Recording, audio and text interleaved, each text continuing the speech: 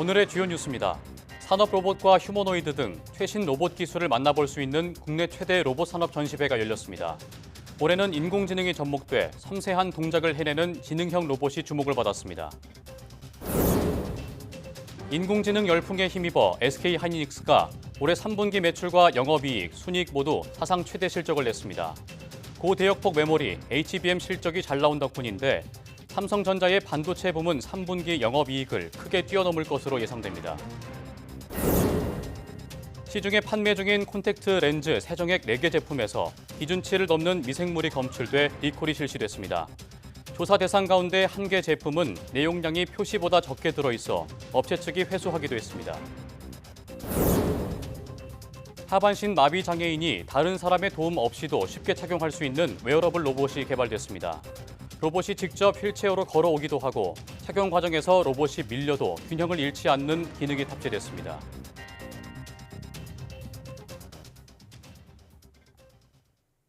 여러분 안녕하십니까? 사이언스투데이 시작합니다. 국내 최대 규모의 로봇 산업 전시회 로보월드에 막이 올랐습니다. 올해로 19회째를 맞는 이번 행사에서는 인공지능과 만나 한층 더 똑똑해진 로봇들의 모습이 눈길을 끌었습니다. 박나윤 기자가 다녀왔습니다. 6개의 관절로 이루어진 로봇팔이 자유롭게 회전하면서 25kg의 무게를 번쩍 들어올립니다. 고정된 축을 따라 복잡한 작업을 쉽게 처리해 산업 현장에서 활발히 사용되고 있는 다관절 로봇입니다. 이제 로봇은 단순히 사람을 돕는 동작에서 넘어서 이제 사람과 같이 생각하고 사람처럼 행동을 해야 됩니다. 이러한 미래 비전을 실현하는 그런 첫걸음이라고 할 수 있습니다. 보글보글 기름이 끓고 치킨이 먹음직스럽게 튀겨집니다. 조각들이 서로 뭉치지 않도록 로봇팔이 바구니를 틈틈이 흔들어줍니다. 정해진 시간과 온도에 맞춰 일정한 맛을 유지하기 때문에 특히 대규모 급식이 필요한 현장에서 유용한 조리 로봇입니다. 급식과 같은 대량 조리나 튀김 요리와 같이 고강도, 고위험한 조리 작업을 로봇이 대신해서 주방 환경을 개선하고 또 조리 종사자들을 보호하는 그런 주방 자동화 솔루션을 제공하고 있습니다. 역대 최대 규모로 열린 올해 로보월드 행사는 300여 개 기업과 기관들이 참여해 최신 로봇 기술과 제품들을 선보였습니다.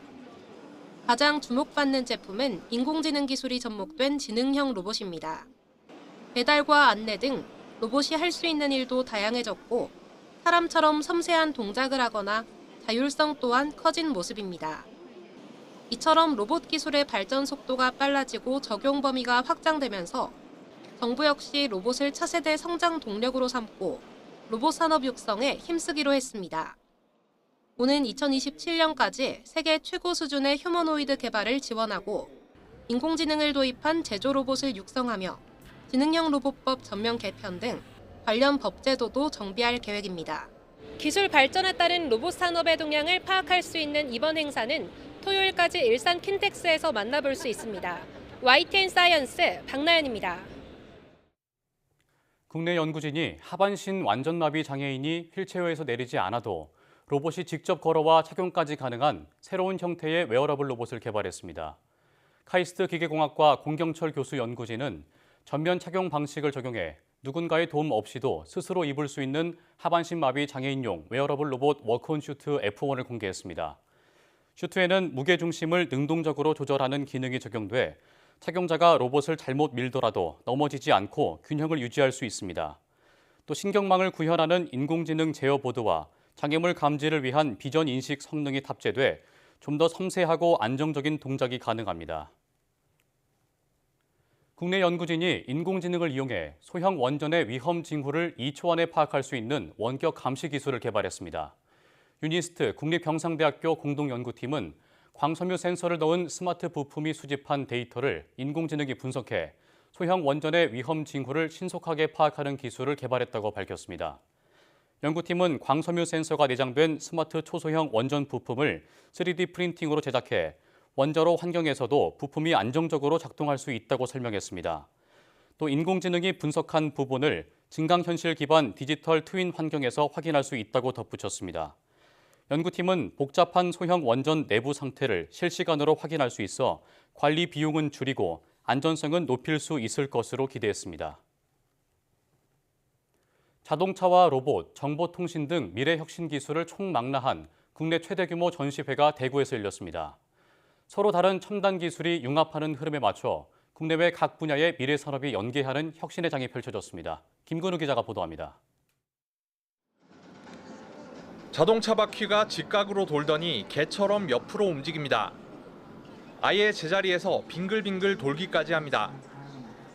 자율주행과 연계한 미래차 핵심 기술로 꼽히는 이코너 시스템으로 구현한 크랩 주행입니다. 두 발로 우뚝 선 로봇 아르테미스가 발걸음을 내딛습니다. 위태로워 보인 것도 잠시 사람과 공을 주고받습니다.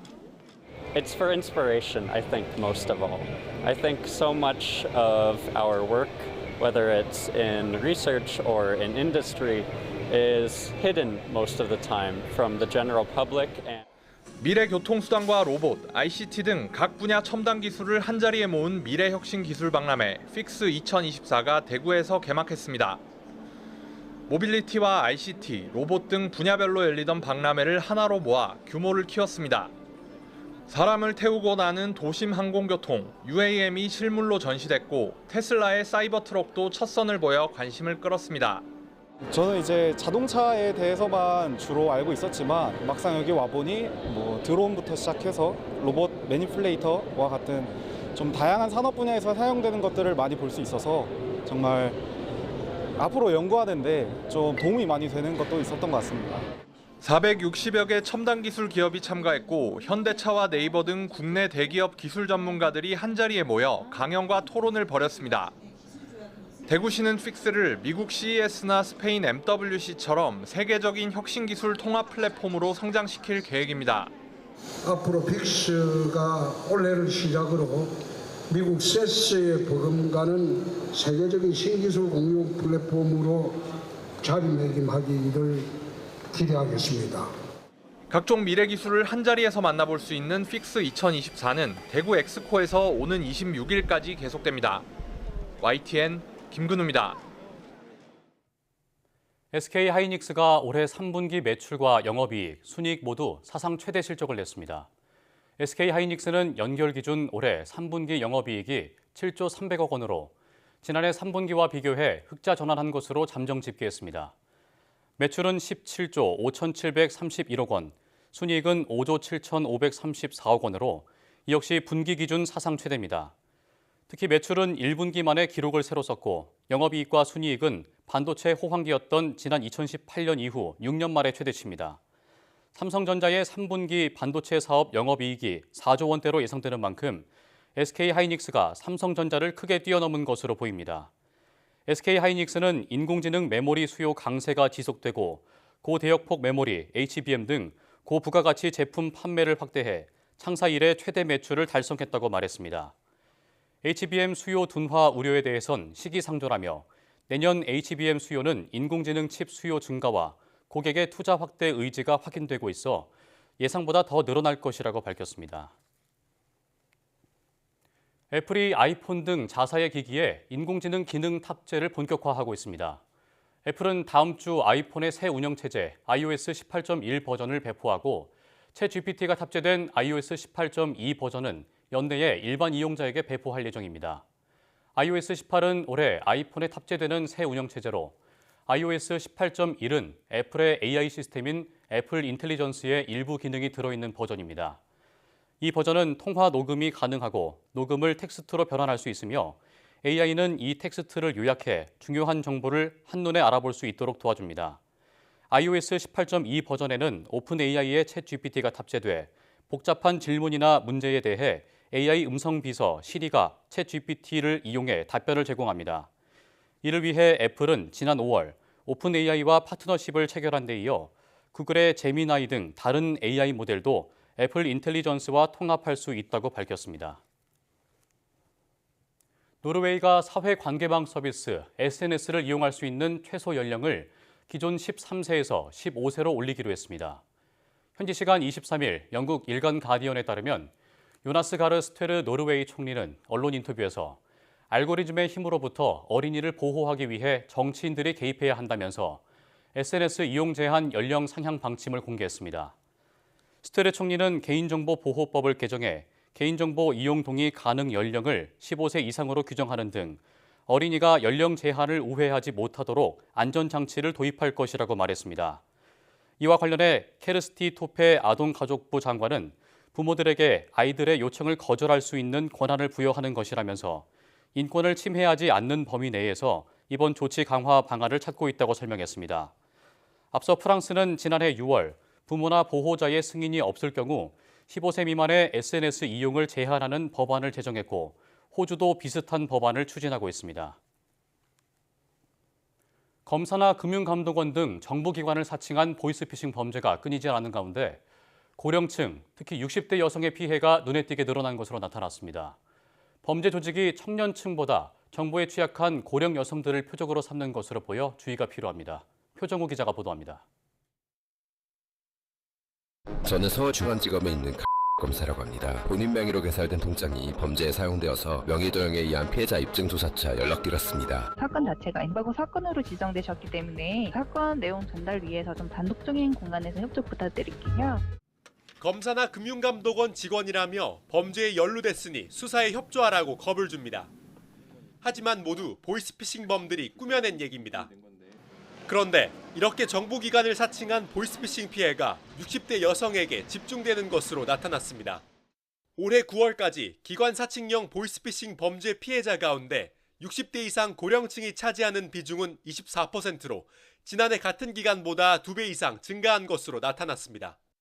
고령층 피해가 늘면서 피해 금액도 더 커지고 있습니다. 1억 원 이상 피해를 본 경우가 지난해보다 3배 가까이 증가했습니다.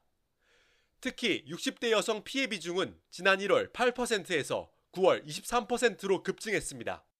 반면 10대와 20대 피해자의 비중은 1년 사이 20%포인트 넘게 줄었는데 범죄 조직이 보이스피싱 수법에 익숙한 청년층보다 사회활동이 감소해 정보가 적은 고령층 여성을 집중 겨냥하는 것으로 분석됩니다. 젊은 층은 어느 정도 이 수법에 대해서 학습이 됐고 아무래도 좀 감소가 되지 않았나. 범죄 조직이 60대 여성을 겨냥해서 타겟으로 삼아서 범죄를 시도를 하고 있다. 이렇게 보고 있는 거죠. 전문가들은 범죄 조직이 수사 중이라거나 구속하겠다며 심리적 압박에 취약한 고령층을 협박하기도 한다며 주의를 당부합니다. 또 기관을 사칭해 특정 사이트에 접속하라거나 애플리케이션을 설치하라는 경우 절대 응하지 말라고 강조합니다. 앱을 클릭하면서 정보가 다 빠져나가고 피해가 많이 발생하고 있습니다. 그렇기 때문에 모르는 문자라든가 대출 그런 것은 절대 클릭하면 안 좋죠. 경찰은 최근 금융감독원 등을 사칭해 투자 손실을 입은 피해자에게 범죄 자금을 회수했다며 접근하는 경우도 있으니 주의해달라고 말했습니다. YTN 표정우입니다. 국민건강보험공단은 건강검진이 집중되는 시기를 노려 공단을 사칭하는 사기 문자가 발송될 수 있다며 각별히 주의해달라고 당부했습니다. 최근 보고된 문자 사기 유형을 보면 건강검진 진단서 발송 완료 같은 내용의 문자에 악성 코드가 포함된 인터넷 주소를 적어 누르도록 유도하고 있습니다. 이 악성 코드가 휴대전화에 설치되면 개인 금융정보 등을 빼갈 수 있습니다. 공단 측은 실제 건강검진 안내 메시지에는 대표 전화번호만 있고 인터넷 주소가 포함되지 않는다며 사기 문자에 적힌 주소를 절대 누르지 말라고 강조했습니다.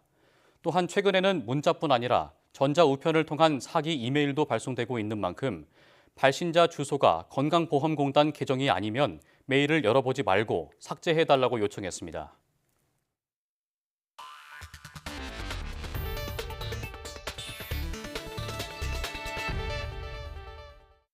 최근 여야 의정협의체에 참여하기로 했던 대한의학회와 한국의과대학 의존원협회가 의대생 자율휴학을 허용해야 들어가겠다고 조건을 걸었습니다. 여기에 전국 의대 교수들도 참여를 보류하기로 해 협의체 출범이 가능할지부터 의문이 제기되고 있습니다. 김주영 기자가 보도합니다.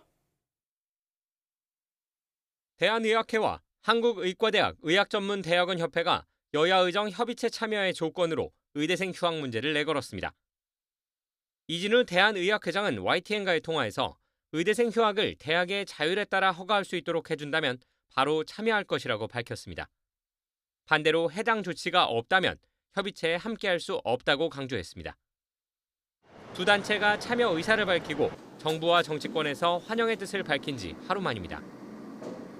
교육부가 완강히 버티고 있는 의대생 휴학 승인 문제를 선결 조건으로 내세우면서 협의체 출범은 다시 진통을 겪게 됐습니다. 당장 조규홍 복지부 장관은 국정감사에서 동맹 휴학을 인정할 수 없다며 법령과 학칙을 강조했고 휴학의 처리는 법령과 학칙에 따라서 이루어져야 된다고 말씀을 드리는 거고요. 교육부도 동맹 휴학은 정당한 휴학 사유가 아니고 내년 학생 복귀를 전제로 한 휴학을 승인할 방침이라고 기존 입장을 반복했습니다.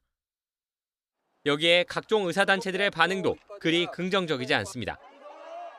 협의체 참여 가능성이 점쳐지던 전국의대교수협의회는 긴급 총회 끝에 참여에 대한 결정을 유보하기로 결론 내렸습니다. 협의체 불참 의사를 재확인시켰던 박단 전공의협의회장은 협의체를 통해 무엇을 하겠다는 것인지 의문이라며 날을 세웠습니다. 정치권에서는 협의체가 이르면 다음 주 가동될 수 있을 것으로 내다봤지만 각종 악재가 이어지면서 출범부터 난항이 예상됩니다. YTN 김주영입니다. 의사 보수가 민간 병원보다 낮아 인력 부족에 시달리는 공공의료기관에 대해 정부가 총액 인건비 규제를 받지 않는 특별수당을 지급하기로 했습니다. 박민수 보건복지부 2차관은 24일 의사집단행동 중앙재난안전대책본부 회의에서 필수 의료의 중추 역할을 하는 공공의료기관 의사 보수가 민간보다 현저히 낮아 인력이 이탈한다며 특별수당을 지급해 효과적으로 의사처우를 개선할 수 있도록 하겠다고 설명했습니다. 박 차관은 또 대한의학회와 한국의대의존원협회가 여야의정협의체 참여 의사를 밝힌 걸 환영한다며 다른 의사단체도 참여해달라고 당부했습니다. 일부 콘택트렌즈 세정액에서 이물질이 검출돼 소비자들의 주의가 필요합니다. 한국소비자원이 콘택트렌즈 세정액 11개 제품을 시험 조사한 결과 드림아이액 제품에서 하얀 알갱이와 같은 이물질이 검출됐습니다. 또 이 제품을 포함해 내 눈에 편안한 멀티퍼포스 솔루션 액과 네오플러스 골드, 프렌즈 프로 B5 제품에서 산소가 있는 곳에서 잘 번식하는 호기성 미세물수가 기준치 100을 초과해 검출됐습니다. 소비자원은 이들 4개 업체는 지난 7월 소비자원 권고에 따라 자발적 리콜을 실시했다고 밝혔습니다. 이 밖에도 더뷰 용액 1개 제품이 내용량이 표시보다 적게 들어있어 업체 측이 회수 조치했다고 설명했습니다. 휠체어를 이용하는 분들이라면 집 앞 편의점에 가려고 해도 문턱 때문에 막막했던 경험이 있으실 겁니다. 편의점에서조차 편의를 누리지 못하는 장애인들이 국가를 상대로 소송을 제기했는데 대법원이 공개 변론을 열어 밀도 있는 심리에 나섰습니다. 김다현 기자가 보도합니다. 서울 서초동에 있는 한 편의점 앞에 계단 여러 개가 솟아 있습니다. 좁은 내부 통로까지 한눈에 봐도 장애인을 위한 시설이 부족합니다. 바로 옆 편의점도 사정은 비슷합니다. 설치까지는 어려울 것 같아요. 다른 일반 손님들이 더 많고 또 좀 불편해해서. 편의점에서조차 편의를 누리지 못한 장애인들은 6년 전 국가와 편의점 등을 상대로 소송을 제기했습니다. 지난 1998년부터 재작년까지 적용된 장애인 등 편의법 시행령은 면적 300제곱미터 이상의 시설에만 적용됐는데 국가가 이를 일찍이 손보지 않아 접근권을 침해당했다는 겁니다. 앞서 1심과 2심은 모두 국가의 배상 책임을 인정하지 않았는데 대법원이 전원 합의체 공개 변론을 열고 심층적인 심리에 나섰습니다. 지난 2021년 이후 3년 만이자 조희대 대법원장 취임 이후로는 처음 열리는 전원 합의체 공개 변론입니다. 원고 측은 시행령 개정 전까지 경사로 설치 의무가 있는 편의점은 0.1에서 5% 남짓이었다며 정부 책임을 강조했습니다. 반면 피고 측은 모법이 시행령에 폭넓은 재량권을 준 데다가 온라인 쇼핑이나 대형마트 등 대체 수단도 있다고 맞섰습니다. 양측 발언이 끝난 이후 대법관들도 질문을 쏟아냈습니다. 대체 수단을 언급한 정부를 향해서는 장애인들에게 집안에만 있으면서 온라인 쇼핑을 하라는 것이냐며 질책 섞인 목소리를 내기도 했습니다. 장애인의 시설 접근권은 마땅히 누려야 할 기본권이지만 소상공인 부담 등 사회경제적 비용도 맞닿은 문제인 만큼 대법관 사이에서도 세밀한 토론이 이어질 것으로 보입니다. 만약 이번 사건에서 대법원이 원고의 손을 들어준다면 입법 지연이 일어나는 사안에 대해 국가를 상대로 한 소송이 잇따를 수도 있다는 전망이 나옵니다. YTN 김다현입니다. 지난해 국내 거주 외국인 수가 246만 명으로 2년 연속 역대 최다 기록을 경신했습니다. 국내 총 인구의 4.8%로 우리나라도 공식적인 다문화 사회 진입을 눈앞에 두고 있습니다. 김현아 기자가 보도합니다. 한 예능 프로그램 제목처럼 대한 외국인이라는 말이 낯설지 않은 시대. 지난해 국내 거주 외국인 수는 전년 대비 8.9%나 늘어나 246만 명에 육박했습니다. 코로나19 일상 회복이 본격화한 2022년부터 2년 연속 최다치를 기록한 겁니다. 총 인구 대비 외국인 주민 수는 4.8%로 OECD의 다인종 다문화 국가 기준인 5%를 눈앞에 두게 됐습니다. 외국인 주민은 전년 대비 20만여 명 증가하였습니다. 외국인 노동자와 유학생의 증가가 큰 비중을 차지하고 있습니다. 당분간 외국인 주민이 계속 증가할 것으로 예상하고 있습니다. 시도별 외국인 주민 수는 경기도가 약 81만 명으로 가장 많고 서울이 약 45만 명으로 뒤를 이었지만 증가율로 보면 전남이 18.5%, 경남 17%, 울산 15.6% 순으로 서울을 제외한 모든 광역자치단체에서 7% 이상 늘었습니다. 시군구별 외국인 집중 거주 지역 역시 127곳으로 증가했는데 늘어난 30곳 가운데 28곳은 비수도권 지역입니다. 외국인 유입은 출산율 저하에 따른 각 지방자치단체의 적극적인 이민, 유학생 유치 노력과도 맞닿은 만큼 우리 현실에 맞는 이민과 인구 정책이 시급한 시점입니다. YTN 김현아입니다. 서울경찰청은 헬로윈 기간인 25일부터 오는 31일까지 서울시에서 분류한 인파 주요 밀집 예상 지역 15곳과 경찰이 지정한 고밀집 위험 골목길 25곳을 중심으로 안전관리 지원에 나선다고 밝혔습니다. 이에 따라 경찰은 이번 주말 기동대 740명과 기동순찰대 306명 등 경찰관 3천여 명을 홍대와 이태원, 강남역 등에 배치할 예정입니다. 서울경찰청과 마포, 용산, 강남 등 시내 주요 경찰서는 이번 주말 비상근무를 하고 인파 밀집 상황에 따라 비상근무 기간과 범위를 조정할 방침입니다.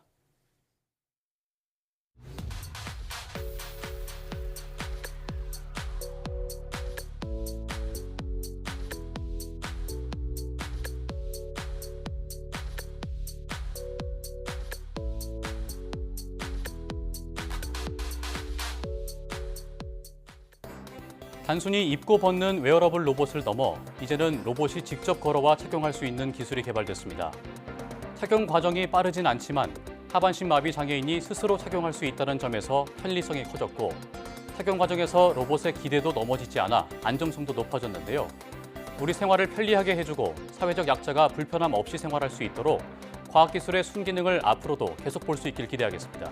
뉴스 마칩니다. 고맙습니다.